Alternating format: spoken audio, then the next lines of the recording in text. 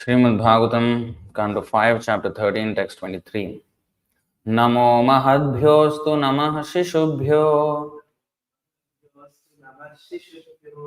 Namo Yuvabhyo Nama Avatubhyah Ye Brahmanagam Avadhutalingash Charanti Tebhyah Shivamastu Rajñam Namaha. All obeisances, Mahadbhyah, unto the great personalities. Astu, let there be. Namaha. My obeisances. Shishubhyah, unto those great personalities who appear as boys. Namaha. Respectful obeisances. Yuvabhyah, unto those who appear as young men. Namaha. Respectful obeisances. Avatubhyah, unto those who appear as children. Ye, all those who. Brahmanaha, self-realized in transcendental knowledge. Gam, the earth. Avadhuta linga, who remain hidden under different bodily guises. Charanti, they traverse. Tebhyah, from them. Shivamastu, let there be all good fortune. Rajñam, unto the royal dynasties or kings, who are always very puffed up.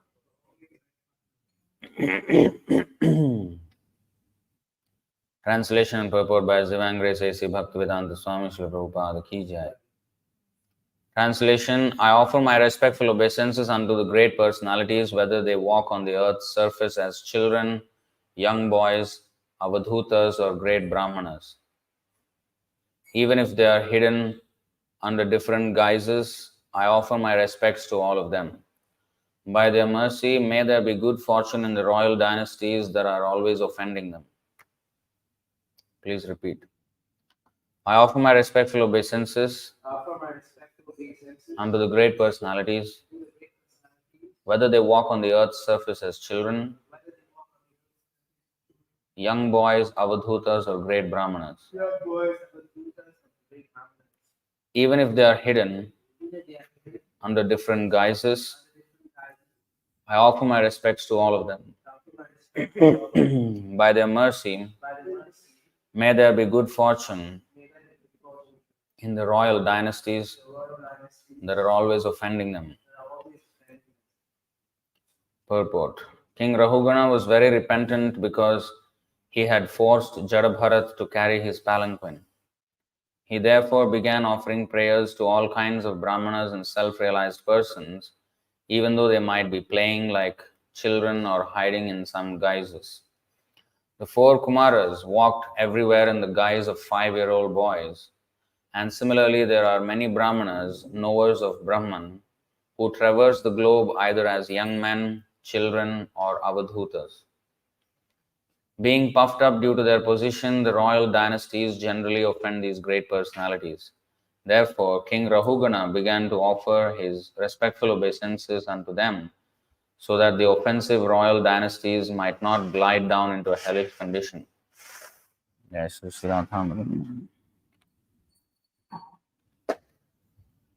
if one offends a great personality, the Supreme Personality of Godhead does not excuse one, although the great personalities themselves might not take offense. Maharaj Ambarish was offended by Durvasa, who even approached Lord Vishnu for pardon. Lord Vishnu would not grant him pardon, therefore he had to fall down at the lotus feet of Maharaj Ambarish, even though Maharaj Ambarish was a Kshatriya Grihastha. One should be very careful not to offend the lotus feet of Vaishnavas and Brahmanas. ॐ अज्ञानतिमिरान्धस्य ज्ञानाञ्जनशलाकया चक्षुरुन्मीलितं येन तस्मै श्रीगुरवे नमः। श्रीचैतन्यमनोभीष्टं स्थापितं येन भूतले स्वयं रूपः कदा मह्यं ददाति स्वपदान्तिकं। वन्देऽहं श्रीगुरो श्रीयुतपदकमलं श्रीगुरून् वैष्णवांश्च श्रीरूपं साग्रजातं सहगणरघुनाथान्वितं तं सजीवं साद्वैतं सावधूतं परिजनसहितं कृष्णचैतन्यदेवं श्रीराधा कृष्णपादान् सहगणललिता श्रीविशाखान्वितांश्च दीनबन्धो जगत्पते गोपेश गोपिकान्त राधाकान्त नमोऽस्तु ते।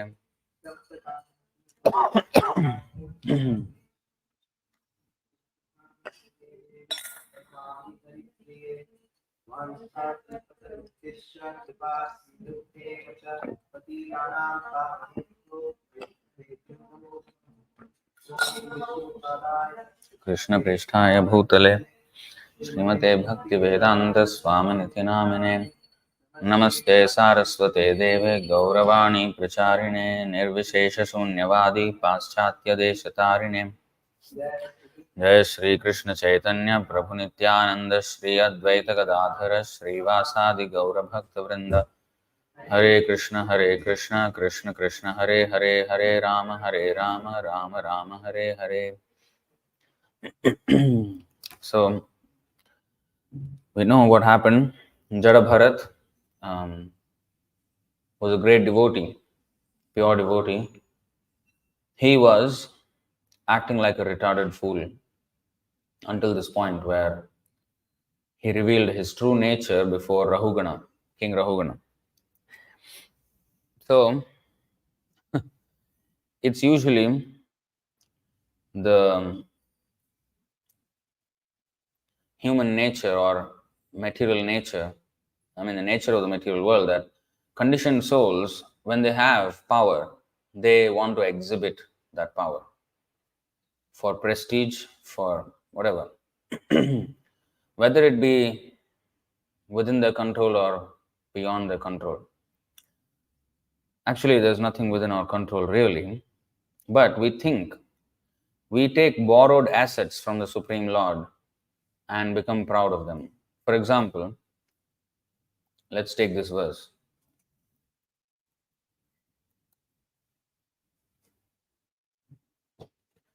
Kunti Devi said this, Janmaishwarya Shruta Shribhir Edhamanamata Puman Naivar Hatyabhidhatum Vai Tvama Kinchana Gocharam. Janma, Aishwarya, Shruta and Shri, four results of previous pious activities. What are they? My Lord, your Lordship can easily be approached, but only by those who are materially exhausted. Because one who is on the path of material progress, trying to improve himself with respectable parentage, great opulence, high education, and bodily beauty, cannot address you with sincere feeling. So, let's consider these things. Janma, Aishwarya, Shruta, and Shribhir. Janma means a good birth, aristocratic birth, or in a, say, for now, developed country. So that is Janma. Aishwarya, wealth, whether it be inherited wealth or earned wealth. Then there is Shruta, intelligence, and Shribhir, bodily beauty. So if we examine all these four, none of them are really in our control.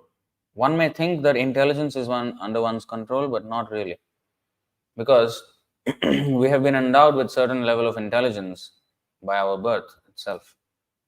Some people, for example, are retarded. Some people, that's why there are varnas, Brahmana, Kshatriya, Vaishya, Shudra, according to intellectual and basically intellectual capacity, and also bodily strength and tendencies, basically under which mode they come. Guna karma vibhagashaha. Sattvagun, Rajagun, and Tamagun. So, we have a division of mankind based on these things. And then there is wealth, Sometimes it's inherited when one is just, has better access to wealth. And sometimes it's just they don't have any access to wealth because they're born in countries, say for example in Africa or North Korea or something like that, where it's very different. Or bodily beauty. None of these things we can really, we have very little control. We have very little control over them. But we are proud of them nonetheless.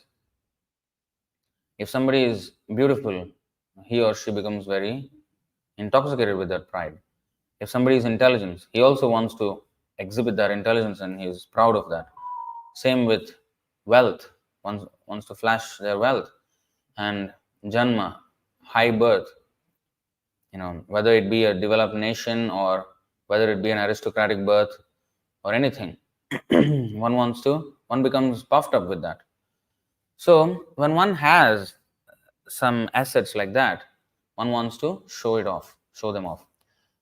But here we have a very different example in Jada Bharat, where he was so highly qualified, yet he was completely uninterested in exposing himself as a very learned person or a very devoted person. He was not interested. So Rahugana, for the first time, realized that there can be people who are completely uninterested, but they are more exalted than anyone else in the world. Because this is not understood in the material. For a materialist, this is ununderstandable. Because if I have even a little bit, I want to show it off. But here was Jada Bharat, who was acting like a retarded fool. He was deliberately not showing it off. He was deliberately hiding it. So now, Rahugana said, now I'm not sure where all the great souls are hiding. Maybe they are as children, maybe they are as retarded, maybe they are, as Avadhuta. You know what's Avadhuta? Avadhuta means completely oblivious to worldly transactions, worldly etiquette, something completely. So Avadhutas, they don't even care to clothe their body. They are so elevated in their Krishna consciousness that they're not even aware of their external bodily situation, and they travel completely oblivious to worldly customs. So this is an example I will show you. And this is also an example of how Shivamastu Rajñam, he said in the last line, let there be auspiciousness for the royal class of people who constantly offend such great personalities without knowing their greatness. And we can see both these things in this verse.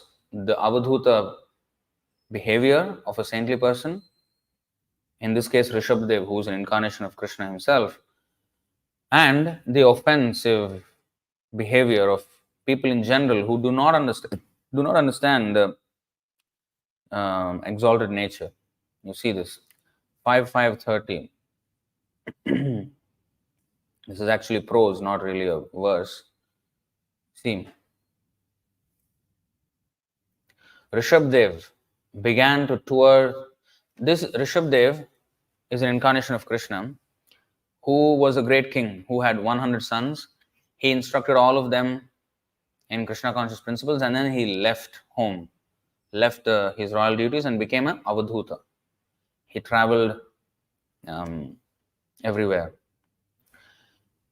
So Rishabdev began to tour through cities, villages, mines, countrysides, valleys, gardens, military camps, cow pens, the homes of cowherd men, transient hotels, hills, forests, and hermitages. Wherever he traveled, all bad elements surrounded him, just as flies surround the body of an elephant coming from a forest. He was always being threatened, beaten, urinated upon, and spat upon. Imagine. Being urinated upon, spat upon, not ordinary offenses, Sometimes people threw stones, stool, and dust at him, and sometimes people passed foul air before him. Thus, people called him many bad names and gave him a great deal of trouble, but he did not care about this, for he understood that the body is simply meant for such an end. He was situated on the spiritual platform, and being in his spiritual glory, he did not care for all these material insults. In other words, he completely understood that matter and spirit are separate, and he had no bodily conception. Thus, without being angry at anyone, he walked through the whole world alone. So this is Avadhuta. Avadhuta. So now Rahugana said that whether they be Avadhutas in the guise of Avadhutas or maybe even as kings, like for example the Pandavas, they are royalty, but they were pure devotees. They were no different than Jadabharat. There was no difference. Although Pandavas, they were behaving in intelligible behavior, engaging in intelligible behavior, whereas Jadabharat was engaging in unintelligible behavior. Unintelligible means that people cannot understand him. Whereas some devotees, they behave in ways that people can understand. For example, Prabhupada, he behaved in ways which people can understand externally. Whereas Avadhutas, like Jadabharat, you cannot understand them. So why do devotees sometimes exhibit themselves as devotees, or sometimes they hide themselves? It all depends on their relation with the Lord and what service they have. It depends on that. So all pure devotees are of the same category. They are of the highest order, but they may behave differently. And there is one verse,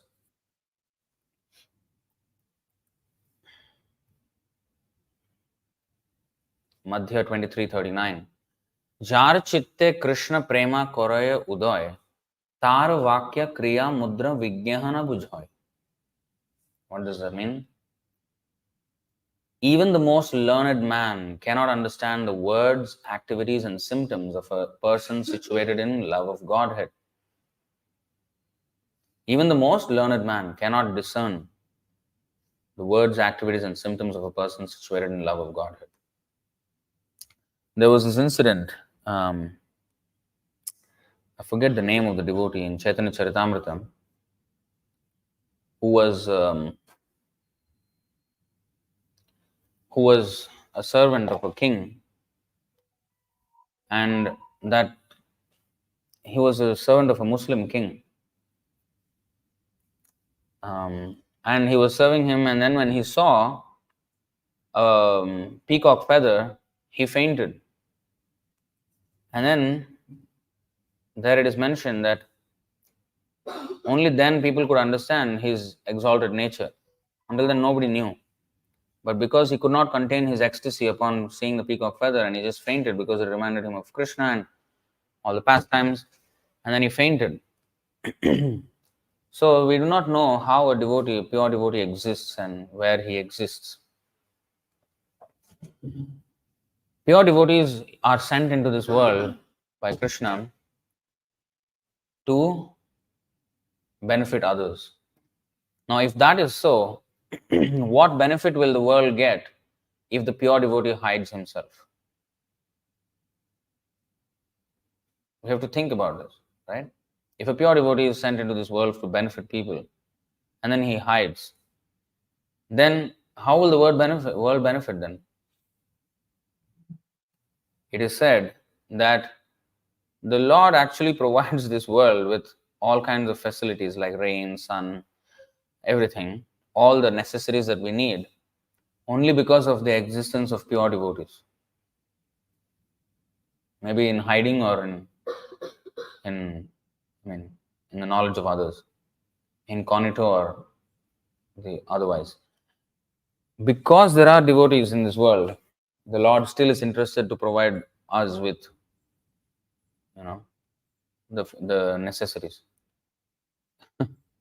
So that means whatever we are getting, we think it is because of our piety or something. Sometimes, like it is said, yajnat bhavati parjanya. By the performance of yajna, rain comes. But nobody is doing any yajna, but rain is coming in places where there is no yajna. Why? In the ocean, rain, there is raining. There is rain in the ocean. Who is doing yajna in the water there? So then, how is it true that yajnat bhavati parjanya? It is like this, that because of the presence of devotees, all the facilities in this world are being actually brought about. The Lord is interested to provide anything because of presence of some devotees, and for that reason, He leaves devotees here, and so they can exist in any way. I'll show you another verse. Is it this one?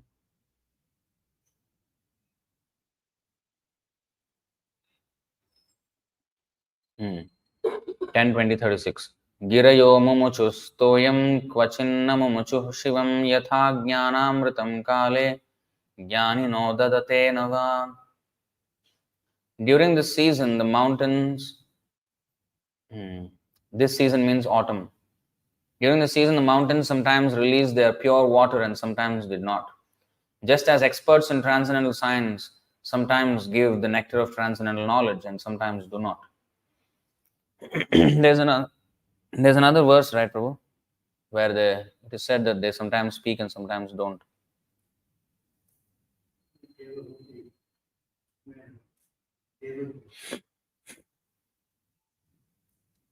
Ten three, 10:10.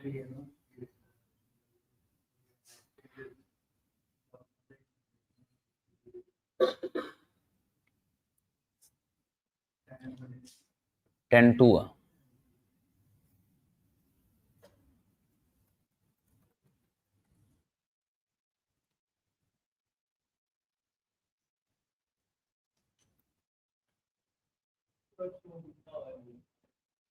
Huh? 10:26 is where it starts, and 43, I think, I don't know where it ends.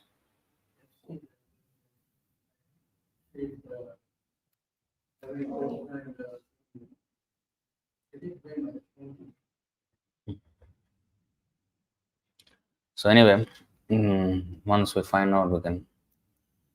So there's great devotees. They may act in ways which we may not understand, and that's why Rahugana now became aware that they can be personalities in various guises, but are nevertheless spiritually advanced. And we have examples of great devotees that roam around as children. Um, the four Kumaras, who appear as 5-year-old boys, but they are millions of years old and completely self realized. But they look like innocent children. Then there are devotees in the youth. Who are they? Like Shukadeva Goswami, for example, 16-year-old, but he is so exalted that when he was speaking to Parikshit Maharaj, all the great sages from the universe, they assembled to hear him. 10-19.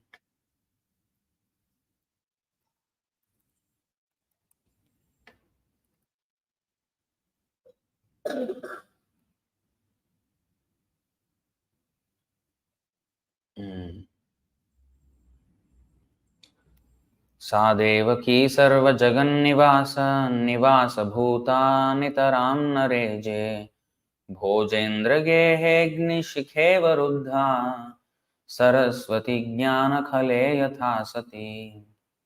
जगन्निवास निवास भूता सर्वजगन्निवास निवास भूता सर्वजगन्निवास निवास bhuta, the womb of Devaki, which has now become the residence. Wow. Devaki then kept within herself the Supreme Personality of Godhead, the cause of all causes, the foundation of the entire cosmos. Because she was under arrest in the house of Kamsa, she was like the flames of a fire covered by the walls of a pot, or like a person who has knowledge but cannot distribute it to the world for the benefit of human society. But cannot distribute. Here it is like It's not within the power of the person to distribute or not, but he unable to distribute, right?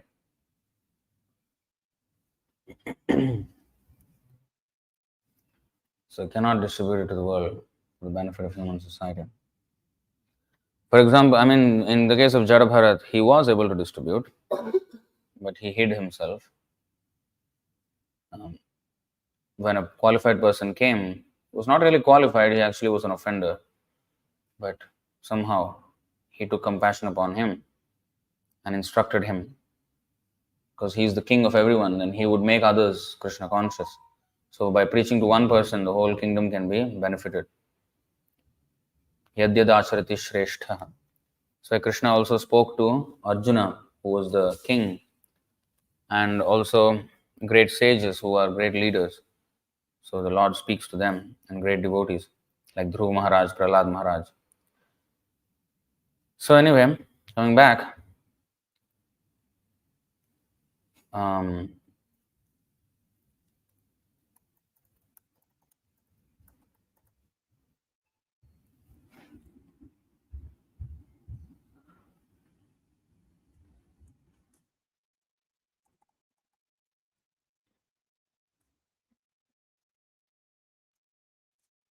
there's this verse which says that the devotees are more exalted than kings. You see, this is a letter, but there is a verse like this. Prabhupada says in this way.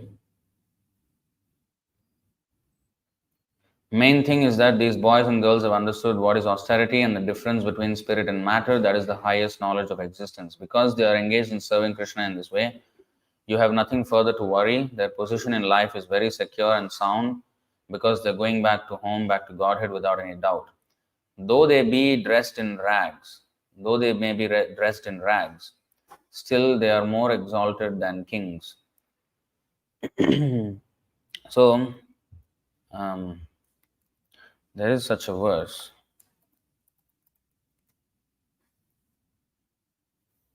Yeah, 4:21:37. Okay.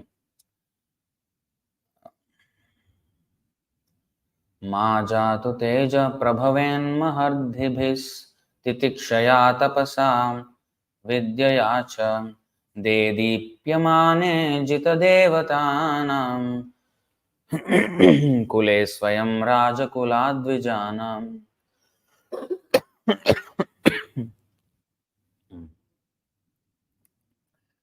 The Brahmanas and Vaishnavas are personally glorified by the characteristic powers of tolerance, penance, knowledge, and education.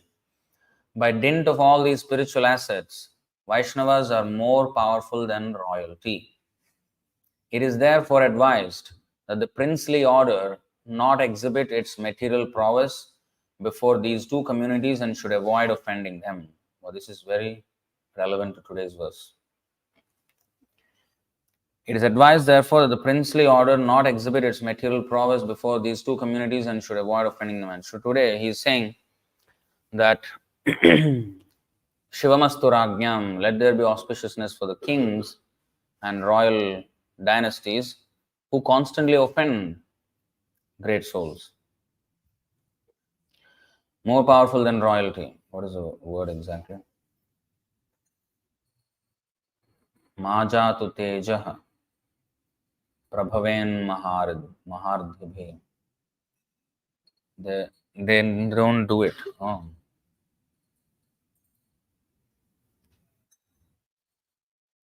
No.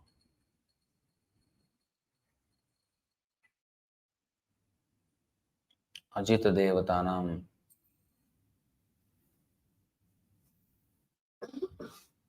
Rajakulat dvijanam. So, yes. Rajakulat means greater than the royal family. So, you see, that's why the devotees are not ordinary people and we cannot afford to offend them. Um,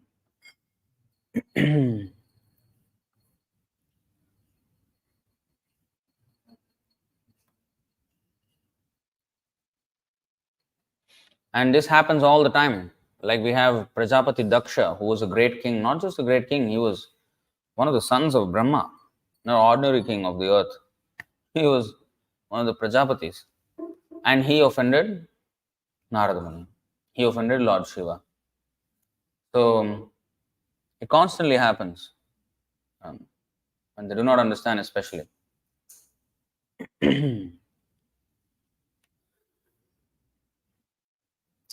So if you come back to today's verse,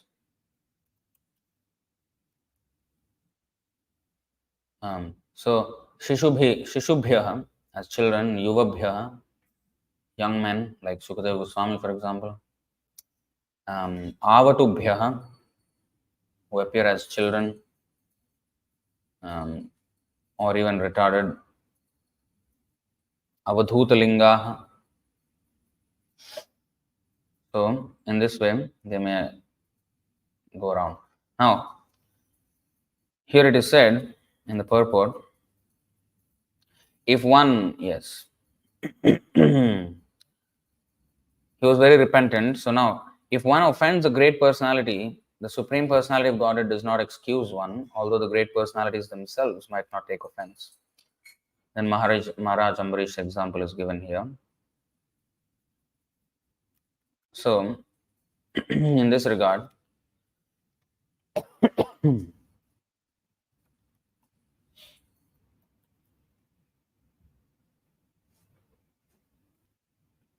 आयुः श्रियं यशो धर्मं लोकान् आशीष एव च हन्ति श्रेयांसि सर्वाणि पुंसो महदतिक्रमः. My dear king, when a man persecutes great souls, all his benedictions of longevity, beauty, fame, religion, blessings, and promotion to higher planets will be destroyed. So one cannot expect. And there are so many examples of such offensive behavior. Durvasa Muni and Ambarish Maharaj is one example, but there are so many, like Hiranyakashipu, Prahlad, and then there is many, what? Jagai Madhai, there is Ramachandra Puri, there is, what is that? Amogha. So many. I mean, in Chaitanya Charitamrita you will find many examples and different. And we see in Chaitanya Bhagavat, there is a description of the beating of Haridas Thakur by the Muslim king's men. Yes. So in that incident, Haridas Thakur was beaten in 22 marketplaces. This is not an ordinary offense, and even among offenses, this is very severe. And it is not to some ordinary devotee. Devotee is the topmost standard. Haridas Thakur himself, Namacharya. So what happened to the people who actually beat him? We know that Haridas Thakur was saved because Chaitanya Mahaprabhu took all those lashes on him, and his back was full of lashes by the whiplash. But what happened to the people who beat him? It is described in the Chaitanya Bhagavat that not only were they, but their families, their dynasties, their whole villages were destroyed. Whole village, their entire far off relatives, everybody was destroyed. The whole villages were destroyed together. It is that severe. And I am sure the curse of that will go down generations and generations in the family. So it's not an ordinary thing. That's why it is said here,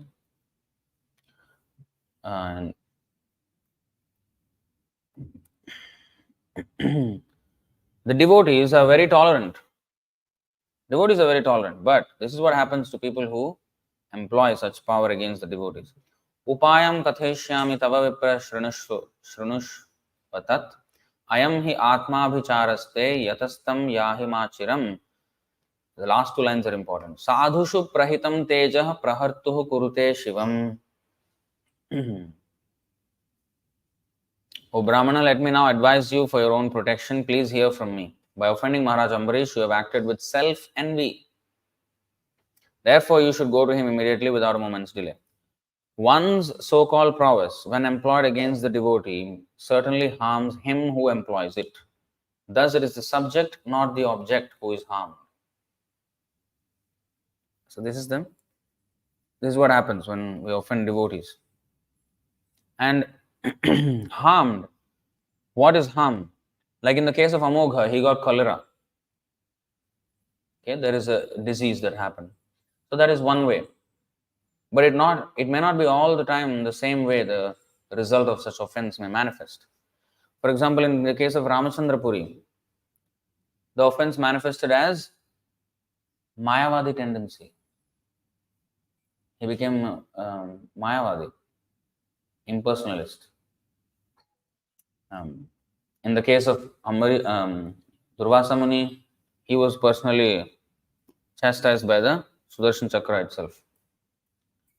Um, in the case of the Kauravas, they were vanquished in the battle. And in the case of Ravana, he also was vanquished in a war. So, in different ways, they may be finished. In many different ways. So, the Lord is teaching that by these examples that when we persecute great souls, we cannot expect to live happily after that. One may even another example is Saubhari Muni. He offended Garuda. What happened to him? He lived happily. he became he came out. He was a great yogi. He came out and married 50 princesses, and he was living happily materially. So one may question, if he offended Garuda, how come he was not killed? He did not get disease. In fact, he could enjoy more than others. Everybody, every man, materialistic man, he wants woman. He had 50 women. That estimation is he is enjoying greatly. That is also another effect of Vaishnava Aparadha. So how is it? How can we understand then? What is then the effect of Vaishnava Aparadha? The effect of Vaishnava Aparadha is it may manifest in many ways. One goes away from devotional service to Krishna. That is the real punishment. That one is distanced from devotional service to Krishna. In all these examples, that is sure. That is a constant factor. That they could not serve.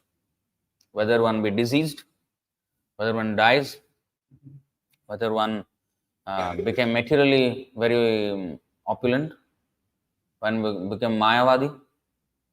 In all these different things, one thing is constant, that they were not devotees.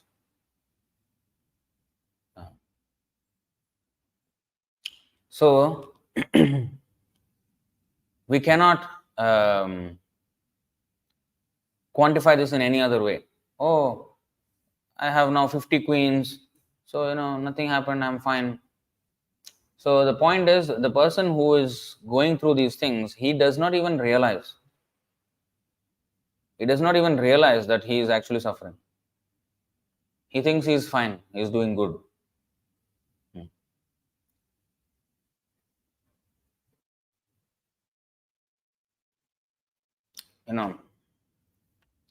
Like this. What is it?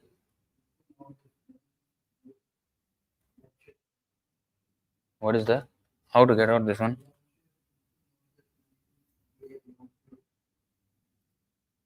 How to get out this lecture? How to take out this lecture? But I should type something,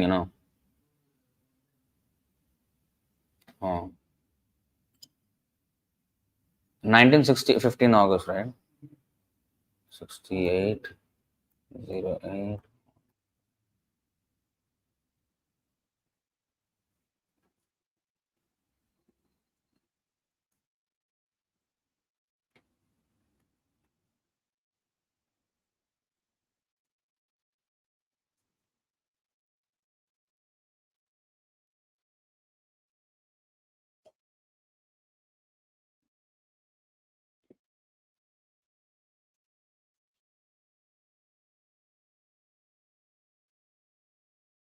This one, right?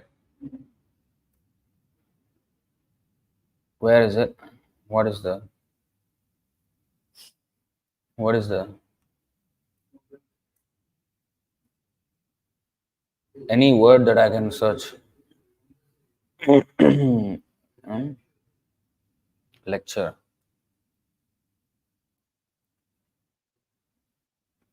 No, initiation lecture.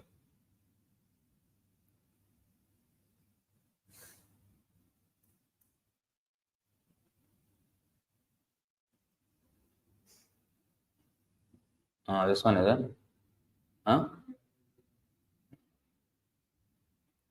Chanakya Pandit. Vidvatvam chan nripatyam chanaiva tulyam kadachana. He says that a rich man and a learned man cannot be compared. There is no comparison. Why? Because Swadeshe pujyate rajan vidwan sarvatra pujyate. A rich man may be honored in his own country, but a learned man, a devotee of God, he will be honored wherever he goes. Swadeshe pujyate rajan vidwan sarvatra pujyate. So this is the position of devotee. Therefore, a devotee, wherever he goes, he will be honored. Therefore, a devotee has no distinction whether it is heaven or hell, because Krishna is with him either in heaven or hell. So where there is Krishna, there is no question of hell, it is Vaikuntha. Is it this one? Is there more to it? Which one? This part also? Just like Haridas Thakur, he did not enter Jagannath temple at Puri. He thought himself that I am born in Mohammedan family. These Hindus, they are against any Mohammedans entering the temple. Why shall I go and disturb them? I shall chant here. So Jagannath himself was coming daily to him. This is the power of devotee. He hasn't got to go to Jagannath, but Jagannath comes to see him. Lord Chaitanya Mahaprabhu used to come daily to Haridas Thakur. When he was going to take bath in the sea, so he would first of all enter Haridas' cottage. Haridas, what are you doing? Yes, my Lord, please come. So this is the position of devotee. Therefore, Krishna says, Madbhakta Pujya Bhyadika.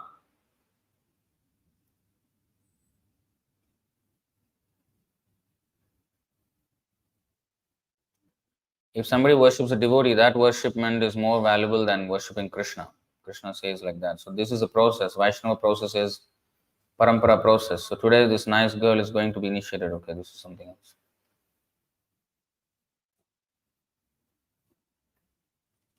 So, so there is Chanakya Pandit verse, there is Bhagavatam verse. So, if one offends, so therefore one has to be careful in dealing with Vaishnavas. When one deals with Vaishnavas, especially, it is difficult when he is chastised by a senior Vaishnava. And then they will have their anger. That's why in the association of devotees, we will know how to behave.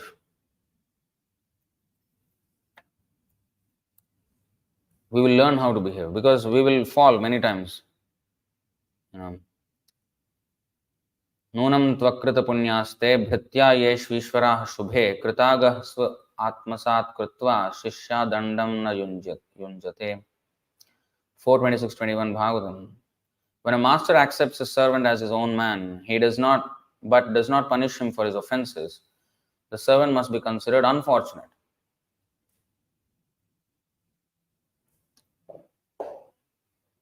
Paramonagraho dando Vrityeshu prabhunarpitaha balo na veda tattanve bandhu krityam amarshana. When a master chastises his servant, the servant should accept this as great mercy. One who becomes angry must be very foolish not to know that such is the duty of his friend. So, the devotee may chastise. And actually, if we see in the case of Rahugana himself, when he was chastised and then explained this philosophy of Krishna consciousness, then he became fortunate. Arjuna also was chastised in the beginning. So chastisement is, we should welcome chastisement. And that is explained, and that is very nicely demonstrated by Advaita Acharya when his servant Kamalakanta Vishwas was chastised by Chaitanya Mahaprabhu, but on the other hand, Advaita Acharya, being like, because he was a god brother of Chaitanya Mahaprabhu's guru, Ishwar Puri. So Chaitanya Mahaprabhu would treat Advaita Acharya with great respect. But Advaita Acharya did not like it.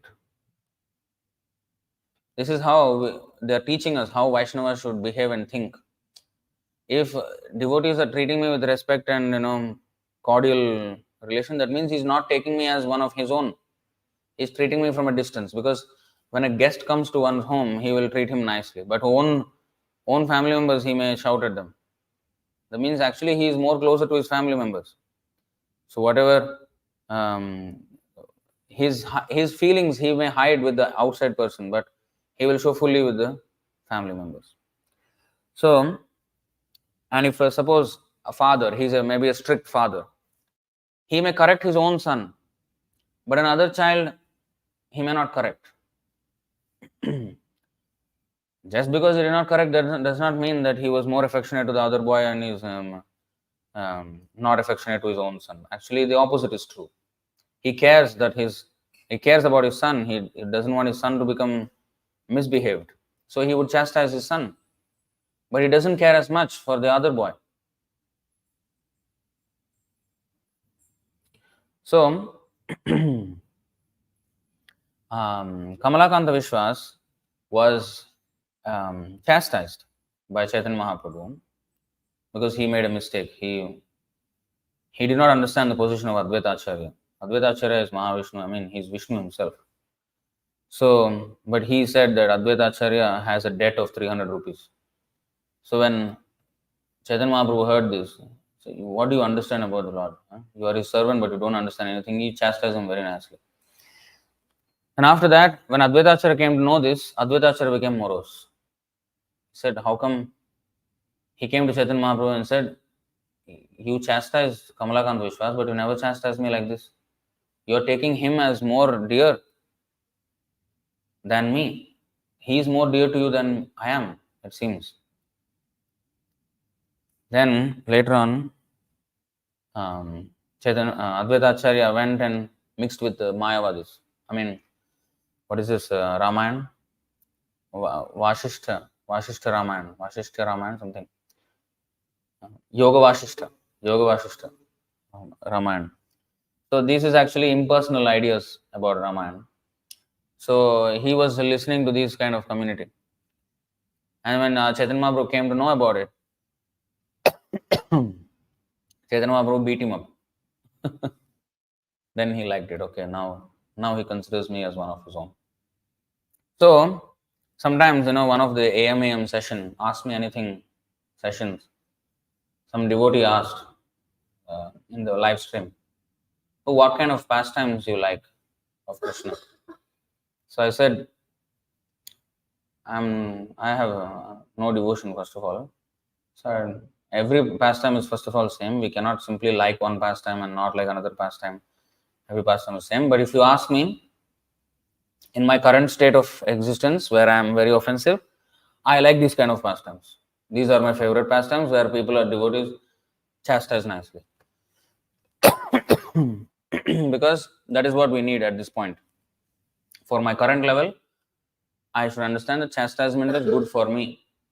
So whenever somebody asks me which pastime you like, I said this kind of pastime, where devotee is chastised. Somebody is chastised and their pride was humbled. This is what we need, because Trinada Pisunij, that's what is not happening. The Siksha Ashtaka, where he said, Durdaivam idrisham iha ajani nanuraga. Iha ajani nanuraga. I have no anuraga for the holy name. So then next stage is Kirtaniya Sadahari. So how to go from na anuraga to Kirtaniya Sadahari? Well, Trinada Pisunichana. Tarora Pisahishwana. Amanina Manada. Actually, Trinada Sunichana, if we have, automatically we will have Tarora Pisahishwana. Because if we understand, and also we will have Amanina, and also we will do Manadena. All the other, there are 4 things in the third verse.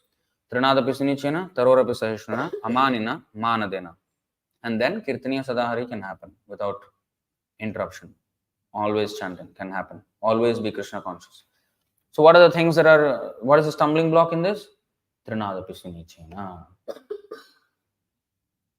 If we understand that, we have to be humble, if we are humble, then we can tolerate anything. The reason why we cannot tolerate because we're so proud. And Prabhupada explained like the coconut tree will fall first in a storm. Tall tree fall first. I have seen when I was a small kid, 4-year-old, it was a big storm.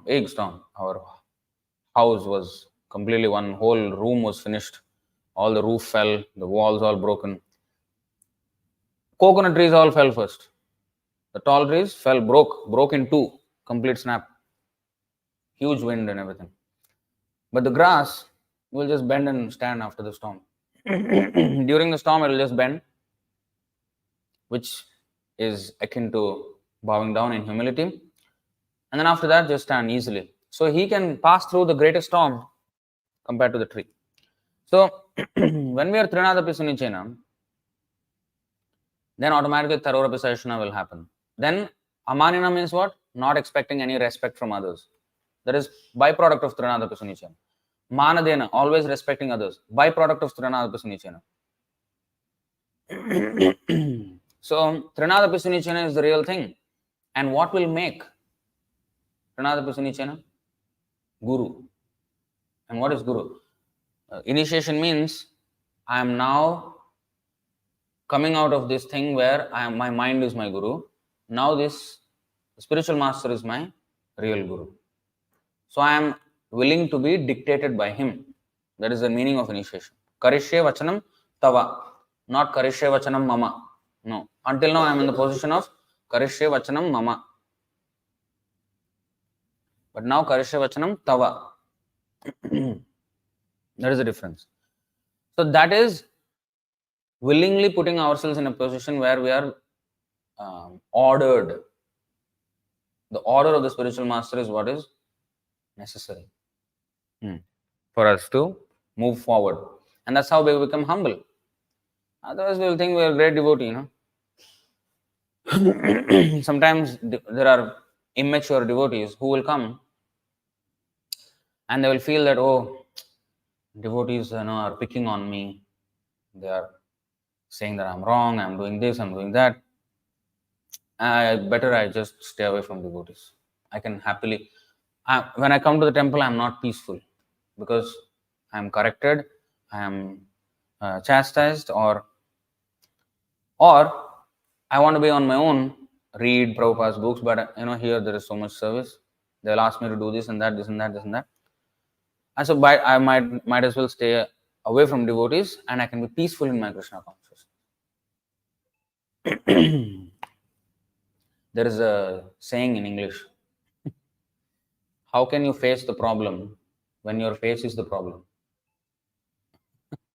In other words, I am the problem.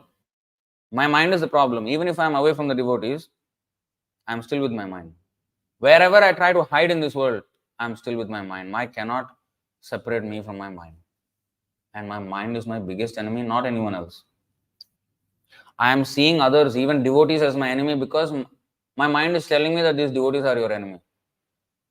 And I am taking into confidence my mind and saying that these devotees are my enemy. And therefore I will stay away from them. So this is how mind plays tricks with us. But if we are in the association of devotees, let we be chastised, whatever it is. Let us be in the association of devotees. Of course, we should make sure that they are devotees, not like somebody who will mislead us. Like in ISKCON, that's what is happening. They are misled. So we're not talking about them. In the association of proper devotees who lead us in the right way, even if it is uncomfortable, we should live in their association. Our uncomfortable nature or feeling is because of a problem with us, not because of the devotees. I am facing problem with the devotees because I am the problem. That's why it said, how can you face the problem when your face is the problem? So, my mind is the problem. wherever I go. So in that way, I have to willingly come under their submission. This is called pranipatena, pariprashnena, sevaya. Seva should be there. Pranipata should be there. Then our inquiry also will be fruitful. But if I don't do anything, I cannot be a devotee just alone. Many Ritviks, this is their problem. They think Prabhupada, I am with Prabhupada. I am reading Prabhupada book. Prabhupada said I am in my books. So I am reading Prabhupada books, I am with Prabhupada. So if you are so much with Prabhupada, then why are you not doing what Prabhupada asks you to do? Reading his books is not association, That is one part of it. Then following it, who will do that part? Yes, Prabhupada, I accept everything that you say, but I will not do whatever you ask me to do. What is that kind of Prabhupada? What is the kind of Prabhupada association? So, we have to be willing, and that will happen in the temple. That's why we will become humble. That way we will be corrected. And that's how we develop our character. We going out to beg. These are all, yes, we are engaging them in Krishna's service, but more importantly, we are engaging ourselves in Krishna. We are becoming humble. We go and ask them begging you have to be humble to beg. You cannot be proud, hey, give me your money. Who will give you? Nobody is going to give me. You have to ask humbly. So we are also getting trained. Not that we are great, pure devotees helping them only. We are also, ourselves are getting helped by that. That's why Bhaktivinoda Thakur wrote in that song, Kabe habe bolo shedin amar. Last line, he said, Kabe dine, kabe jive doya koroye udoy.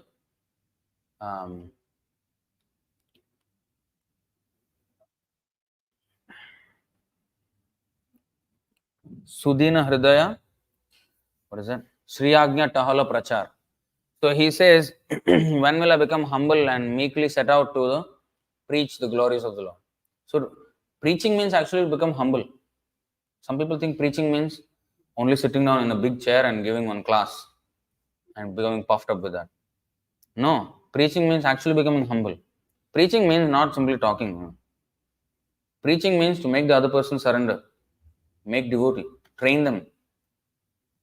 See, Krishna spoke. What was the effect? Arjuna said, Karishya Vachanam Tava. That's when Krishna wrapped up, Bhagavad Gita finished. The next 5 verses, that is 1873, Arjuna said.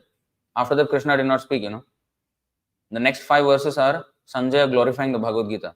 Oh, how much this conversation has inspired me and all these things. Krishna's problem. Krishna is no more speaking after finish. So, preaching means to make the other person surrender and become devotee. Train him. Surrender means not simply, of course, in Arjuna's case, when he said Karishya Vachanam Tava, he meant it. He meant it. But we will take whole lifetime to come to the point of Karishya Vachanam Tava. We may even say, but not lip service. So Karishya Vachanam Tava means then I have to do it. Then there will be many mistakes. There will be many. So all this training must be there. That is preaching. So preaching means, and when we went to Russia, also one class they asked me this: how to become a good preacher, what we should study, how much time we should spend studying Prabhupada books and all. I said, not just Prabhupada books. Prabhupada books, yes, you should study. You should know the philosophy. Every devotee must study. But preaching does not only mean Prabhupada books, study, and trying to academically understand them or something like that. No. Preaching means cleaning the temple is preaching. How come? Because when people come here, and first of all, of course, for the Lord we have to do. And when people come here and need temple, they will want to come. Otherwise, we fully dirty and messed up temple, then who will come? And cooking for the Lord, that is also preaching. Because you are offering to the Lord and then people come and take prasadam. So they are getting attached to the temple in many different ways. Organizing festival is preaching. Just by behaving oneself, that is also preaching. People see example, they get inspired. That is also preaching. Everything is preaching. Not that the sweeper is not preaching. No, he is also preaching. Everything is about Krishna consciousness is preaching. Maintaining a temple is preaching. Because here people can, it's a facility for people to come and do service, not just hear class. Hear class and after that we must apply what we learned in the class. That has to be there. There has to be a facility for that. That is temple.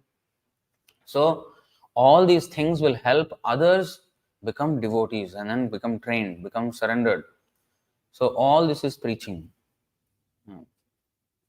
Preaching means not simply, oh, I am a preacher. Once one devotee came here, so-called brahmachari. So we asked him, Prabhu, cook some the evening offering for the Lord. Please cook. Prabhu, I am only preacher. Huh? Preacher. Then you go and cook now. We told him, you go and cook now. Preacher, right? You go and cook. Because he is saying, I am preacher.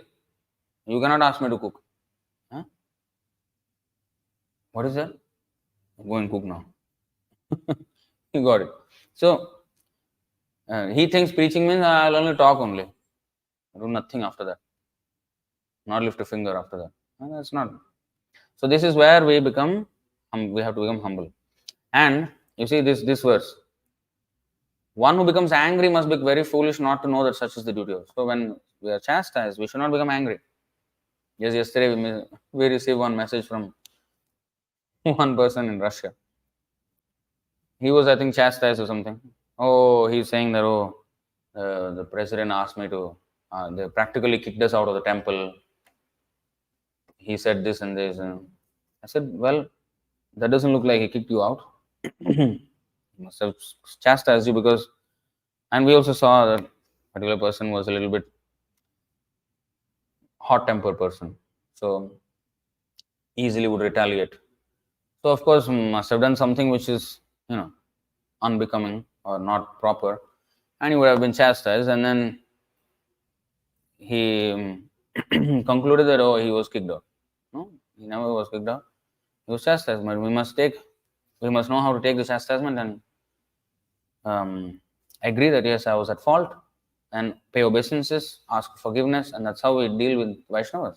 Not that he scolded. Even if the devotee asks you to get out, you should not get out. You should fall at the feet. No, I have done some mistake. Please. So that is humility. And this we will see, especially in Chaitanya Charitamrita, we will see so many different examples. Chaitanya Mahaprabhu is teaching by his own example and by the example of his devotees how to exist in the association of devotees. Different scenarios, various different scenarios. When he's chastised, but he was coming back, begging for audience with the Lord, and then Chaitanya was still chastised, like Chota Haridas, for example. And sometimes he accepted, sometimes he did not, in different situations. So by this we can understand how to live in the association of devotees. So that's the main thing. We should not offend devotees. And in the beginning we will offend devotees. Invariably we will offend devotees, knowingly or unknowingly. And that's why every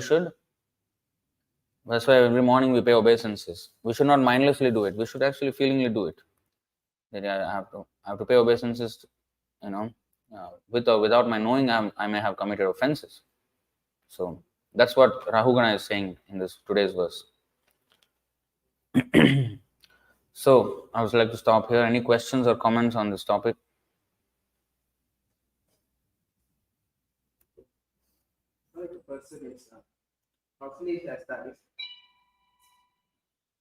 Silence it for silent. Consolation exercise. Some people, yes, you can understand that the exercise is good for you.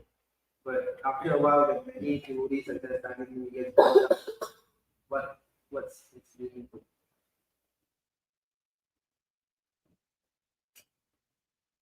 He is getting burned by devotees chastising him. No, because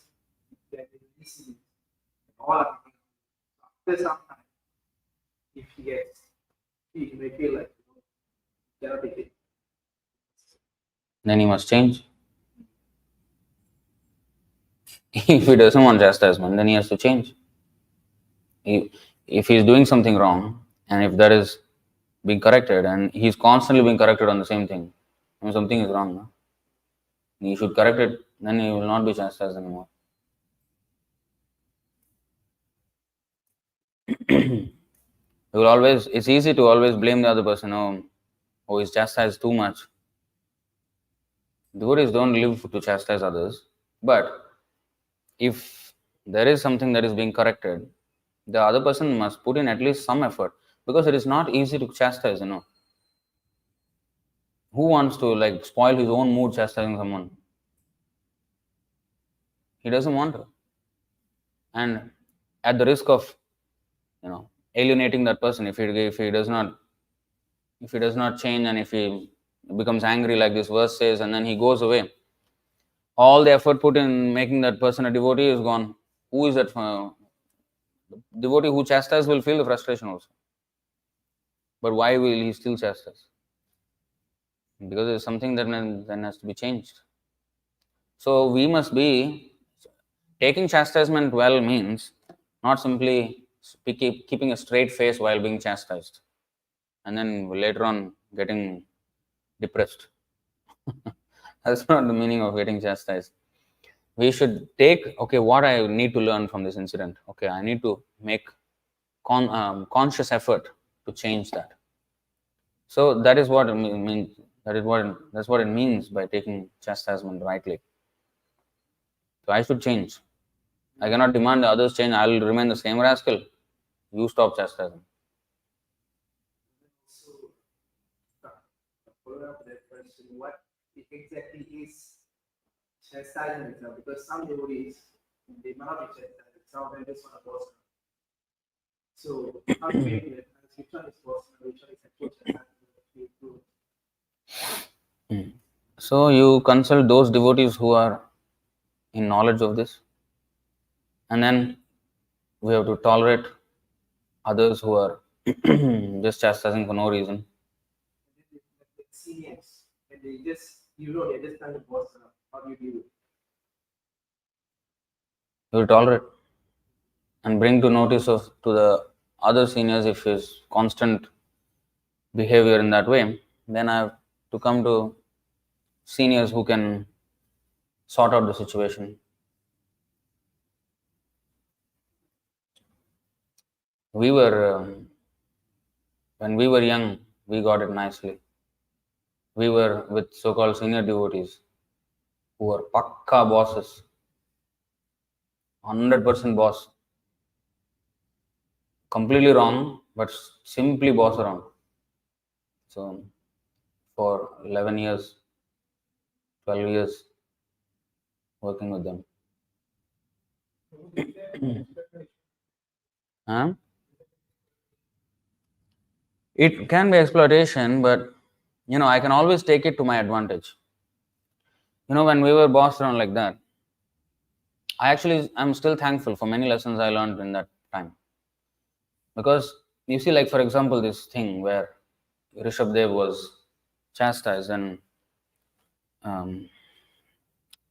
people urinated upon him, spat upon him, passed stool on him.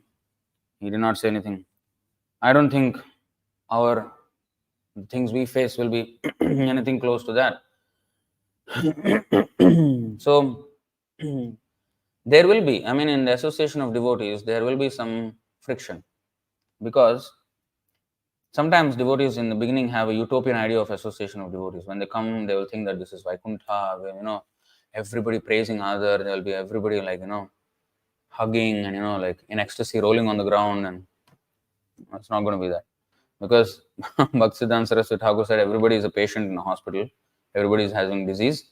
So you cannot, like hospital is a place to get cured, but if you go to hospital, you will find all the sick people in the hospital. Every person is sick except the doctor.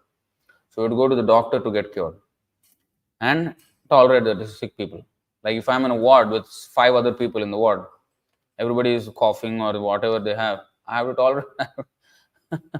I cannot complain, "Hey, why are you coughing? You get out away from me." I cannot. He has his bed, I have my bed. I have to stay there as a patient. So you should understand that they are also growing in their spiritual life and they are not perfect yet, and they have their issues with their own. And if I cannot handle, I should bring it up to the senior devotees who, ask them to handle it. And also, I should learn also tolerance. And that's something we learned. I'm thankful for that phase which happened. A lot of lessons in tolerance, where you are completely right, and yet you have to completely tolerate that, although that party is wrong. So it's a good learning lesson. We become toughened. Of course, when it goes beyond a certain limit and it becomes abuse, like what happened in ISKCON, like child abuse and many types of abuse happen. That is too much. When principles were compromised and everything, that is way too much. That has to be retaliated, and that has to call the police on them, rascals. You do that, but that's another level. But otherwise, Prabhupada said, empty vessels make noise. If dead vessels make noise, living vessels will make more noise, Prabhupada said. So Prabhupada said we have to see the bigger thing, bigger picture, that everyone is serving Krishna and surrender to Krishna. And these smaller things we have to tolerate when we are in the association of devotees, and give everyone the chance to advance. In that way, we have to conduct ourselves. Otherwise, if we expect the perfect examples of, we have to always realize one thing. We have to tolerate others knowing that we are being tolerated. We have to tolerate others knowing that we are being tolerated. Some people are tolerating me. So similarly, I have to tolerate others.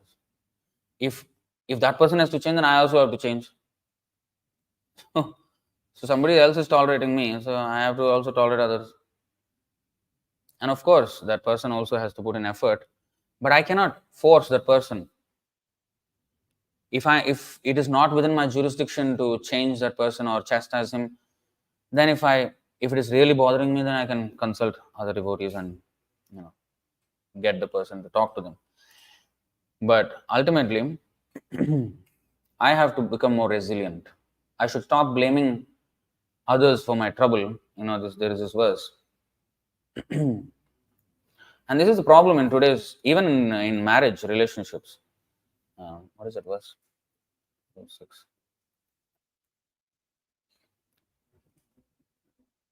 Yeah. Jeevitam maranam jantor gatihi svenaiva karmana rajam statonyo nastyasya pradata sukhadukhayoh. 12:6-25. The life and death of an embodied soul and his destination in the next life are all caused by himself through his own activity. Therefore, O king, no other agent is actually responsible for creating one's happiness and distress. This last line. No other agent is actually responsible for creating one's happiness and distress. So if I become like Rishabh Dev, he could have easily complained of all the people who are doing nonsense to him. He just tolerated. There is, of course, very high level. We are not on that level. We cannot tolerate that much. But we should attempt. We should take inspiration from this kind of thing. And okay, comparatively, this is nothing. Sometimes we magnify it. We see it under magnifying glass, and that's why it appears very big. But that's because my attention is solely only focused on that one thing with a magnifying glass. But if I don't do that and focus on my service, and if I have something inside me that I need to correct, then of course I can work on that. Most definitely. Like sometimes it happens that they may be just bossing around. Okay, and this is what I learned in our experience in the first decade, more than a decade. So they are giving something instruction, but it is totally out of bossing mentality. But that instruction itself is good for me. They're saying it in a way which is not really meaning good for you. They're saying it in their own egoistic way. But if I just take the instruction, what they said, without looking at their face, what they said, does that make sense? It does. I have something to improve in myself from that instruction. Yes, I'm not up to the mark. I can actually improve. That instruction is good for me, then I'll take it. Why not? Why should I, or just because he said it in a way that is unpalatable, I reject even the thing that he said just because I did not like his face when he was saying it. Well, if it can benefit me, I am the loser if I don't take it to my advantage. So I should make the best out of every situation. So if I can take something out of it, why not? So that's how this is what I realized when I had to deal with these people who were devotees, very senior in age and numbers of years of experience, but behavior wise, not there. But they were actually, like they would instruct me on how to be a brahmachari. And when we were in a trip, what is this, pilgrimage, one day I was so sick. I was like, could not even get out of the bed. I had diarrhea and I was just going to the toilet all the time in Vrindavan. And so at that time, my mother also came, my sister also came and joined us. And my mother wanted to take my dhoti and kurta and wash. So these devotees, Matajis, so they chastised, hey, hello, what kind of brahmachari you are? Huh? How can you let your mother wash your, what is this? You are being pampered. Be a brahmachari, wash your own clothes. I don't care whether you're sick or not. You must wash your clothes. I said, okay. Then I washed. Then, when time came, about 11 years later, when their own son became my age then, so summer holiday, holidays, school holidays. So I asked, stay in the temple now? Why are you staying at home? I said. And the mother who taught me how to be a brahmachari. Who are you? That is my son. Who you cannot tell him what to do during holidays. He will come from home or he doesn't come. It's none of your business. He is my son. I said, oh, hello. You forgot what you said then? Now it is your son. That time I was not my mother's son. I could have argued, but I did not. In my mind, I thought, you forgot what you said at that time. But, of course, this time she is wrong. This time she was wrong. And I retaliated for that. Because now it's not about me becoming humble or not. Prabhupada said, we have to be trained in this way. You are now opposing Prabhupada's instruction. I have to get on your case. I got on her case. But what she said at that time, see,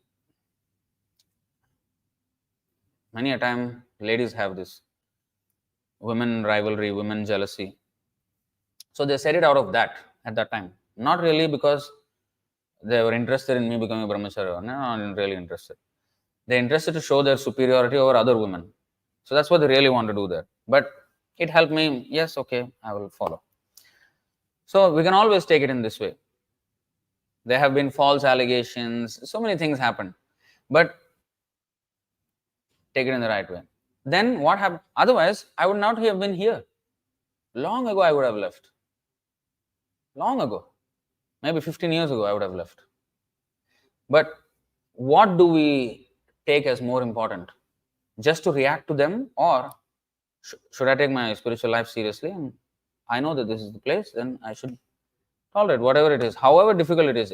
Chaitanya Mahaprabhu said, it is better to be caged with wild animals and fire all around than to be surrounded by non-devotees. Because if I think that devotee association is painful, non-devotee association will be impossible. So painful is better than impossible. So you see, varam huta vahajvala panjarantar vyavasthitihi nashauri chinta vimukha janasamvasa vaishasam. It is better to accept the miseries of being encaged within bars and surrounded by burning flames than to associate with those bereft of Krishna consciousness. Such association is a very great hardship. So, so this is what it means by tolerance in the association of devotees. That we learn from not only people who are chastising us with good intentions in the heart, but also we have to deal with all kinds of people, because all kinds of people come into the movement. And we have to learn how to tolerate and advance despite all of it. Like you see how Chaitanya Mahaprabhu, who can chastise him? Nobody. But when, who was that? I think Amogha, who was trying to find fault with Chaitanya Mahaprabhu. Oh, there are ants coming into Chaitanya Mahaprabhu's room. Look, look, look. He must be eating a lot of sweets. What kind of sannyasi he is? He just imaginary faults. So, because of him, Chaitanya Mahaprabhu reduced his eating. Now, other devotees did not like it because they wanted to feed him so much. But he reduced his eating. Now, of course, Chaitanya Mahaprabhu is not obliged to do that. But he is showing us that even if we are falsely accused, let me pacify that person. If I eat less, am I going to really die? Not really. So, okay, I'll eat less. So, he is showing us that even though he was completely in the wrong, offensive, and others were also not happy, but okay, I will reduce my eating. So he did this kind of things to show us how we can tolerate this kind of behavior. Not that, oh, I am sannyasi, see, everybody is saying I'm okay. This one person is saying I'm not okay. So I will get on this case. No, never mind. Let him be happy.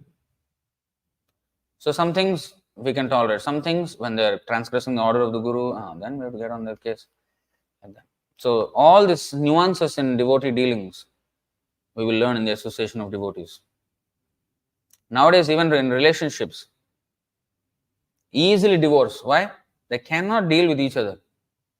A little bit divorce. No tolerance at all. Where is your humility? No character. Girl is not trained, boy is not trained. Two idiots you put together, what will happen? Both fight like cats and dogs and get out. So that's what is happening nowadays. So this is something we have to learn, character development. We have to know how to deal with different kinds of people. Not only, oh, I will only deal with people who are nice with me. No. I should know also how to deal with people who are not nice to me. I should learn. I should take it as a learning lesson. If in the future I have to preach, I have to deal with different kinds of situations. Like you see how Prabhupada dealt with people. He dealt with people who were obedient to him. He dealt with disciples who were not obedient to him. He dealt with devotees who gave poison to him. He dealt with outsiders. He dealt with all kinds of people. So if I have to do that eventually, then I have to learn somewhere. Tolerance, where it will come. If I'm only in the association of people who are smiling at me, and where will I learn tolerance? I will learn tolerance only with people who are giving me trouble. That's where we learn tolerance from. So who will give me trouble if I'm in the association of devotees? This kind of devotee will come to give trouble. So I can take it to my advantage. No. The other day I was telling one devotee, because chatting. So I said, I greatly appreciate all the grihasthas. So the other devotee asked, why?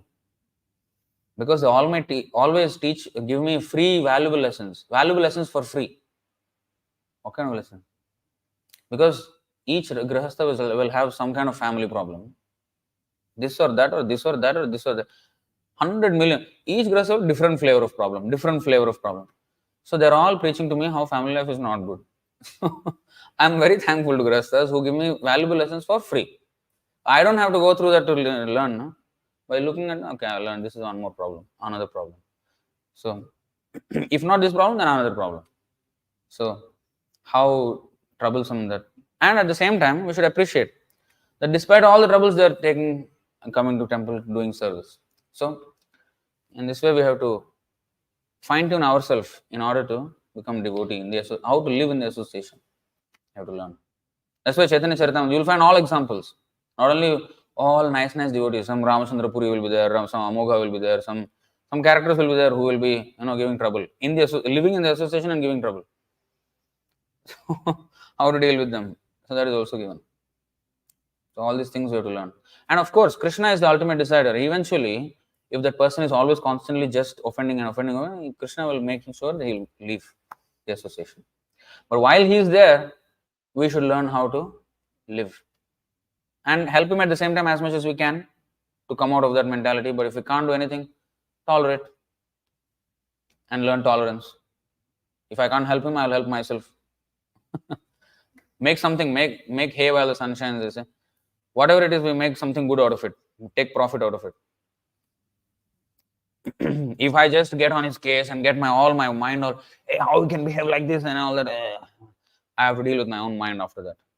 Because all those grudges will not harm him. It will harm me only. I will have to sleep with all those grudges in the night. How am I going to sleep? If I have to be peaceful, Kirtaniya Sadahari. Okay, sir. You are right, I am wrong. Hare Krishna. It's easy on my mind. That's how we lived the first 12 years. Almost. So it's a good training. Okay, any other questions or comments? It's a good question though. Anything you want to add, Prabhu? ग्रंथराज Shrimad Bhagavatam की जय, श्रील प्रभुपाद की जय, निताय गौर प्रेमानंदे।